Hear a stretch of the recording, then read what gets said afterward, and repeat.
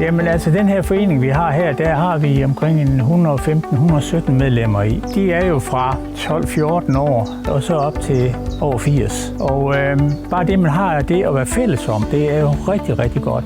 Slyngen, som vi har jo kunne købe på en donation fra Andelskassen af, betyder, at vi kan komme ud til skoler, vi kan komme ud til arrangementer, hvor vi kan demonstrere, hvordan en slynge den grund fungerer, og hvad det vil sige at få honningen ud af bitavlerne, som bierne har brugt lang tid på at få ind i. Børn bliver meget mere fanget af det, når de kan få lov til at kigge ind igen. Jamen det vi gerne vil understøtte, det er fællesskaber. Det er de fællesskaber, der er ude omkring i foreningerne. Og også understøtte alle de frivillige, der går og laver et fantastisk arbejde hver eneste dag.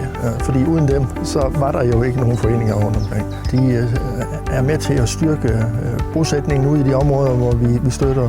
Vi oplever, at der er